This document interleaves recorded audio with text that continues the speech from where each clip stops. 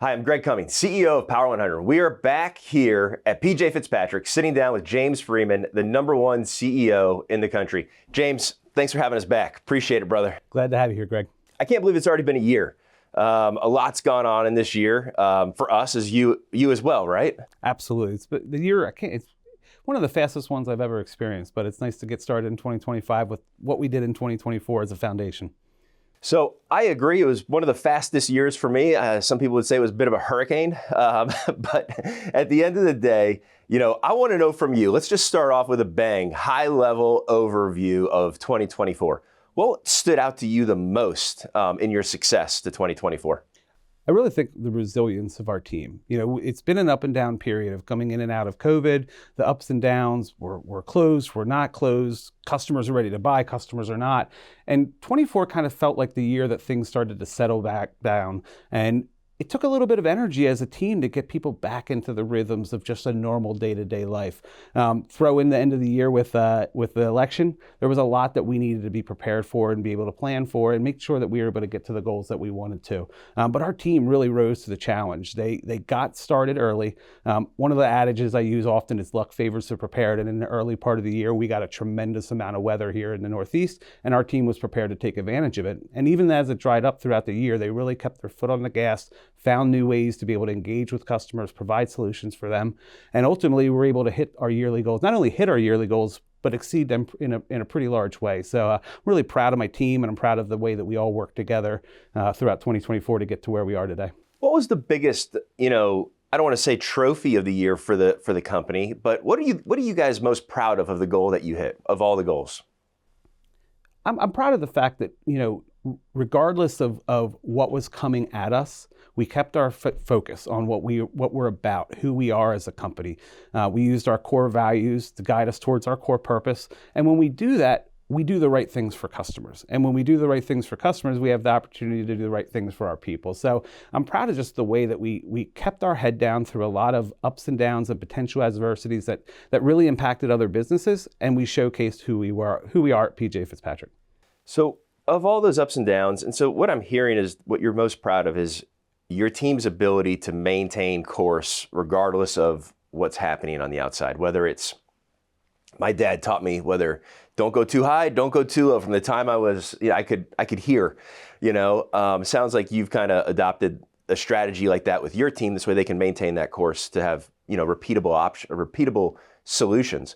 What was the biggest challenge though, out of all of 2024, in order to kind of keep everybody on the ship there, going the right direction? Well, I think it starts with how we communicate to our team from the moment they start with us, and then we repeat it early and often throughout the business. We tell a story about how when the moon launched for the first time, we were only on course to the moon 1% of the time. And the reason that we were able to get there thousands upon thousands of miles into outer space is because we were willing to course correct. So my team has got really good at not running into a wall and standing there looking at it. They run into that wall and quickly find ways to work around it, climb over it, and be able to overcome what gets in front of us and be able to succeed regardless of the adversity or challenges that we face. Well, no, because I remember in our earlier conversation at an event earlier in the year, you mentioned intentional preparation with your leaders, and that you all have a tremendous focus on your leadership development in order to make decisions when they need to make them. Right? What do you guys do here, or what do you do in particular that really fosters a culture of continual learning with your leadership team? Well, I think you said it earlier. We prepare. We don't just prepare. We prepare with a purpose in mind. So one of the things that we focused on is within our PJ University, and PJ University is our own internal educational organization. It focuses on technical training, what you need to be able to do the job. It focuses on developmental training, things that could benefit you at the job, but also benefit you personally within your life. And then if the third pillar of that program is leadership. And too often we move people who are successful in a role into a managerial role, a supervisory role, and we say, good luck. Hey, you're good. You're set, and the company's great, right? Figure it out. And ultimately, most of us have gone through that type of development process as leaders, and we've been able to work our way to where we are today. But there's a better way. There's a different approach that we can take. And so we take the time through our emerging leadership program where we identify key people throughout the business who have shown not only the willingness, but the ability to be able to succeed and inspire others around them. And we give them those trainings up front. So, for a lot of people, they become a manager, they've never given a review. They've never had to provide constructive criticism. They haven't had any problem solving or negotiation training. They've never been in a situation where they can learn to be empathetic with customers in a sincere way, not in a way where that customer feels like the person's just trying to get over them or get through that moment as quickly as possible. So our focus is preparing people for the moment. And I said it a little bit earlier, luck favors prepared. Louis Pasteur, one of my favorite quotes, because you can do everything that you can get all the conditions that will enable you to be successful, but if you're not ready to be able to execute and be able to take advantage of them, you have no ability to get to where you want to be. By focusing on our leaders early and preparing them for the moment, they have a better opportunity to support their teams and allow them to be able to achieve the goals that we set as a company. It's an incredible program, and it's a trend that I'm seeing with these companies that are top tier. Not necessarily huge, $250, $300 million companies like yourself that are doing this, but I see it in companies that are even smaller, where they're focusing on it, at the 20 to 30 to $50 million range.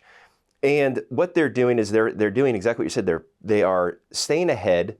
They're having true leadership programs in place that are allowing them to really grow in the way that company wants to grow. Some companies don't have the aspirations to grow to hundreds of millions. They want to stay at 50 and be more profitable. And so they groom their leaders to be successful in that space, right?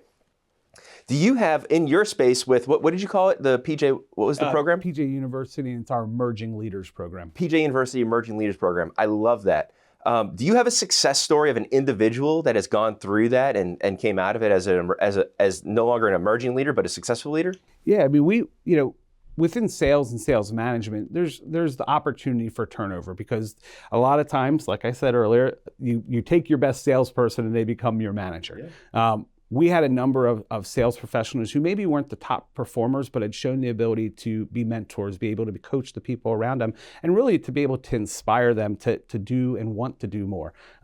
We had a gentleman named Kyle Miller who was part of our Emerging Leaders Program in 2023, and throughout the year ended up getting a promotion into a sales management role, and he hit the ground running. And he's focused on our window and door business here in Philadelphia, but what he's been able to do is he's been able to grow our closing percentages by over 12%, by over 10% in just 6 months. He's been able to grow our average ticket by almost 33% over the past 6 months. Somebody that came in that was prepared for the nuances, the administrative pieces that come with management, allowed him to be able to kind of compartmentalize the moments where he needed to be able to use those skills, but also to lean into his ability to inspire others to do more. So if we didn't invest in him prior to that moment, we maybe would have got to those same results over time, but we wouldn't have been able to get there as quickly as possible. And we have examples of that littered through our business, both via our education organization as well as the technologies that we put in our team's hands that allow them to transition from being a new employee to a successful employee as quickly as possible and in faster time than ever. Yeah, it's evident. Everywhere I go and everyone I talk to, they seem confident in what they're doing. They know what their role is. They know how to be successful. And it's because of these programs like this where the leaders are actually confident in what their expectations are. That's one of the biggest misses when you promote a leader. Yes, they don't have the guidance and the education and they don't have that. They're just thrown to the wolves, right? But they also don't have the true expectation of what the job is. They have the KPI or the number, but they don't have the actions to say, hey, this is how you get to that. And so that's the confidence is huge that comes out of it. It's also the transparency. We communicate the same message the same way time after time. And we're also willing to go, hey, maybe that isn't the right message and adjust along the way and make sure that we're going the right direction for the long term. But communication and transparency within your business, I think a lot of times we create these programs and we create these initiatives and goals that we want to accomplish, and we keep them at the top part of our business. But ultimately, the people at the top of the business aren't doing what we're in the business of doing. They're in the business of people. So the more that we can share that information down from myself, down to anybody that's an entry-level position here at PJ Fitzpatrick, the more we can get the buy-in of the team. And that's the critical piece, is they understand that we're going to give them the tools and training to be successful, but then we communicate very clearly on what success looks like. And everything that we commit to do has a successful outcome that we work towards. We talk about it at the front, we talk about it throughout, we course correct when necessary, but when we set the goal of where we want to go, like the moon, then we have the ability to do it. It blows my mind. You talk about a couple of things, and as you're talking about this, I'm listening and I'm like, where do you learn from? Where's your emerging leader program, right? And one thing I wanted to talk about today is you in your personal journey. I've seen you over the last couple of years on the biggest stages in the industry.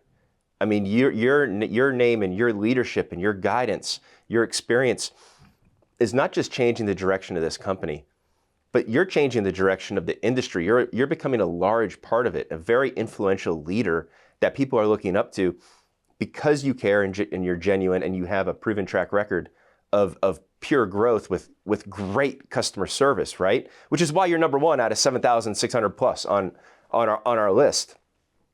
But what drives you to maintain such a rigorous schedule outside of what your maybe obligations are here at PJ Fitzpatrick, to go speak on those stages and to give back to the industry as a whole? So I spent most of my career in different parts of the home improvement industry. And, I would say my understanding, my knowledge around all of what it takes to do the job, lead in the role, and be successful was more baked than what I had when I came to PJ Fitzpatrick. And at 44 years old, I'm trying to figure out what exterior remodeling is. Business, you're selling a product, you're installing a product, you're taking care of a customer via warranty if necessary. Those concepts are the same. So practices, policies, procedures, those items were very consistent from business to business. But when I got here, I was able to network with a lot of leaders who were so willing in this industry, more than any industry I've ever seen, to share, to talk about what they do to be able to promote success within their business, what they do to promote the best culture within their business. I lean on Rick and Teresa and our ownership team here at PJ Fitzpatrick because it's, I would call, a world-class ownership team with a tremendous amount of experience and a lot of life lessons to be able to share with me. Yeah. But I network just as much as I try to give back. I am getting that same information and same support flowing to me. And there are business leaders, throughout, including, Paul Dietzler and Mike Flores down at Home Expo, your number 2 CEO in the country. We're part of a networking group together, and they provide so much support and so many great ideas so that when they ask for something from us, I want to give it to them. I want to take the time to make sure that I can share because they've given that same reciprocal benefit to me. So I think that we sometimes get caught up in we're competitors, and even if we're not competitors today, we may be competitors tomorrow. But I think the more that we have companies like ourselves, the companies who are out there representing the industry the right way, servicing customers the right way, the more opportunity we have to give customers the impression of our industry that we want, and a little bit less of those bad experiences that sometimes hold us back. Heck yeah, change the game. Revolutionize this entire industry because it's full of people that care more than any other industry out there. That's the whole premise of what we do. Mm-hmm. I love that you just said that. Out of all of those collaborative moments, let's call them, throughout 2024, was there a moment on stage or a moment of networking that you can share that maybe helped change the future of your life or the business? You know what? I think it's this year more so because I did more public speaking. I did more podcasts throughout the year, and I think this was the first year where I really started to understand the impact that people have, or that I potentially have, when supporting others. People that have come to me and said, hey, I've implemented, you talked about this tactic and I implemented it and it's been able to be successful for my business. Or I heard you talk about this technology solution and you know what, we're getting the same results and similar results and maybe even better results than what you talked about on stage. It's when we share openly, not for the purpose of gaining for ourselves, but for the betterment of others and betterment of the industry, and ultimately giving the best to the customers we all serve. That realization that I'm impacting people beyond PJ Fitzpatrick in a positive fashion allows me to put my head on the pillow at the end of the day and feel good. I think often I want to press back and act like I'm not helping others, or maybe it's not me, it's you. But I think sometimes when we work hard and we do take time to give back to others, we should take a moment to reflect and give ourselves a pat on the back for doing right by the industry and by others, and ultimately customers, like I said.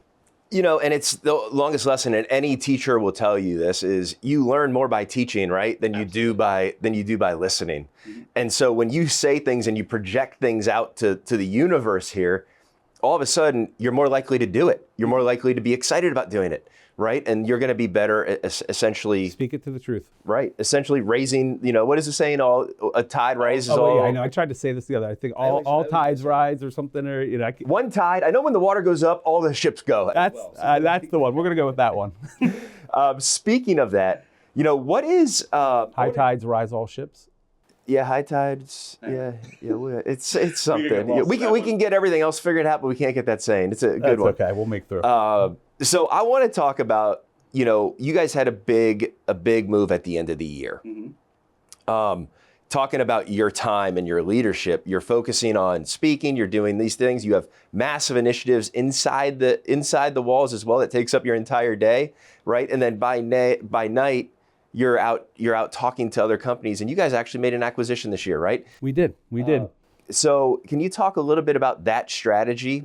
Of why you purchased them and the process that you went through?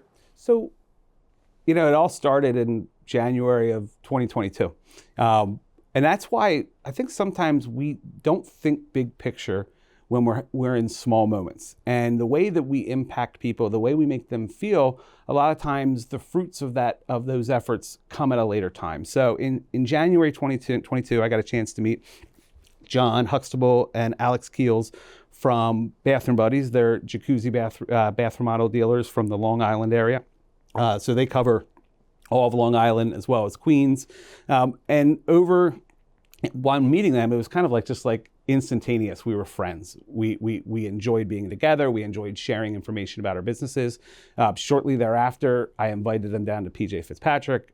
They were able to come down here. They were able to learn about the way that we sell, the way that we install. We provided them a lot of tools that allowed them to go back and practically apply them back in their own business and start to see success in 23 and 24 that they hadn't seen in the 10 years leading up to that. Willing to be an open book, built trust and affinity between us. And over the course of time, we just continued to grow our friendship and our relationship. About a little over a year ago, we were at West Palm Beach at a networking event with the group that I mentioned earlier, but with Home Expo. And I said to them, they were talking about the challenges of growth and that they were growing, but there were challenges and they weren't sure of what to do and how to handle the next steps. And I said to them, guys, if there's ever a time that you think that maybe talking to us and maybe partnering up with us could be the fuel you need to grow, just reach out. And about 6 months later, they did. And they were growing rapidly. They were doing great with their business. But they wanted support on what they could do to go to the next space. So we worked together for a period of time to go through a lot of the challenges of leading into that great moment where we signed the deal. And on November 6th, we actually were lucky enough to be at that same networking event the next year together, and we were able to sign that paperwork and bring them into the PJ fold. They are Bathroom Buddies today, but as of February 1st, they're going to be PJ Fitzpatrick in that market. But that Bathroom Buddy piece will probably come back in a brand promise or a tagline or something along the way, because I think it's difficult for people to understand that the people they do business with are their friends. So that buddy moniker I really like to have, but it's been a learning experience. Because everything we do is slightly different than the last time we did. Sorry, I'm going to spit on you. You're good, I'll catch you. I appreciate that. And the way we kind of approach moments like this is we win and we learn. We never lose as long as we take what we didn't do right the first time and do it right right first the next time. But it's been a wonderful addition to our business. They're great people, and it kind of pushed us into a market which scared a lot of our people. And I don't think our team's afraid of a lot here, but New York can be a bit intimidating. But sometimes you just got to put your foot into the fire and keep going. And it's only intimidating until you get to know them, and then you get in there and it's the scale. And I think back to the first time I told our team that we're going to do 100 million by 2025, and the big wide eyes that were going on in the market. And guess what? We did 150 million in 2024, and beyond that, those same people whose eyes were as big and white as the moon. When I told them we're going to New York, along with all the projects that we have going on, they were like, "Okay, let's go. Let's do it, baby." Love it. So proud of them. We have leaders that have spent nearly 3 months on and off in New York, and they don't complain.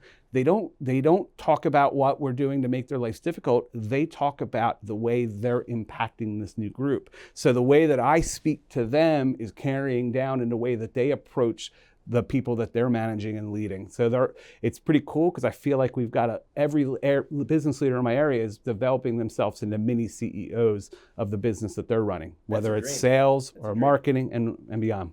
That's a dream. That's a credit to you also for letting go a little bit, right? But you can't let go until they're ready. It's that I would say is probably what I've done more of, especially the last half of the year, is less of me directing where the business is going and more of me listening, providing a suggestion, but then empowering them to make the decision that they feel is right, because I'm going to hold them accountable to the decision that they make. But I think we sometimes are afraid of that lack of control. And what I said to my team is, I'm really comfortable in an uncomfortable, uncertain moment, and I need you to feel the same way. Because if you accept you're uncomfortable, then you can deal with the emotions of that moment and learn how to work through them. Yeah.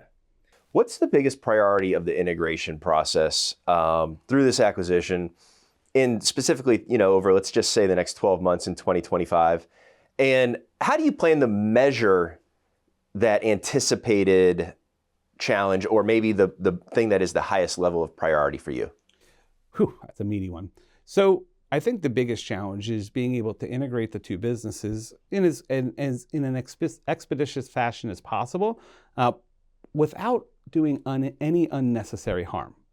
So what that means is there's change. Change is inevitable during any transition like this, but we don't need to hurt people along the way, whether it be customers or existing employees. So the way that we handle those moments with care will allow us to be able to transition into what our next challenges will be, which is taking that business and growing it exponentially. This is a business that did probably somewhere between $12 and $14 million, in the year of 2024, and that's a $100 million bath market, let alone adding on roofing and windows and doors and the other exterior products. So it's by handling these moments earlier and getting people to buy in and understand that we're there to support them, help them grow and prosper, we then can get them into the position to be asked of, okay, we want to launch this new product. We want to be able to stretch out a little bit further from a geographic standpoint, whatever the case may be, because we have to take that same group of people and get them living, thinking, and acting like the team of PJ Fitzpatrick employees that have been doing it for 4 years. Yeah. So that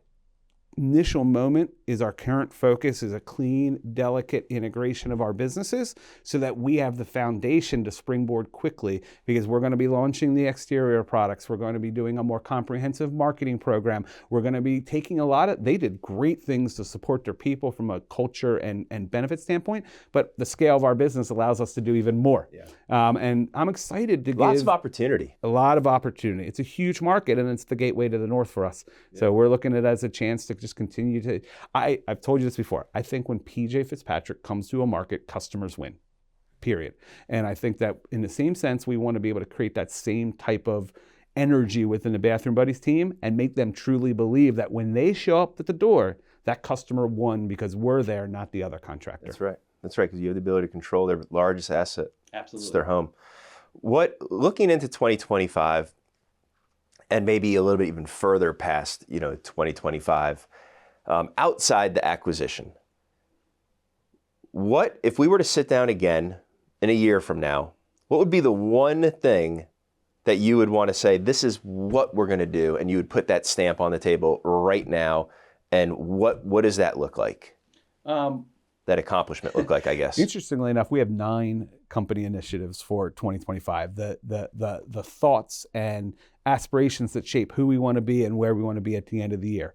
A couple of the most important ones is obviously the continued maturation of our capital market. That's the Baltimore, DC, and Northern Virginia market. We've been there for about a year and a half. It's really starting to grow, and we need to continue to invest in the people and the systems there to ensure that we have the ability to keep doing that and expand out from there as well into that, because we already have the licensing for Virginia, which means multiple other markets in Virginia are just a matter of, do we choose to go there or not?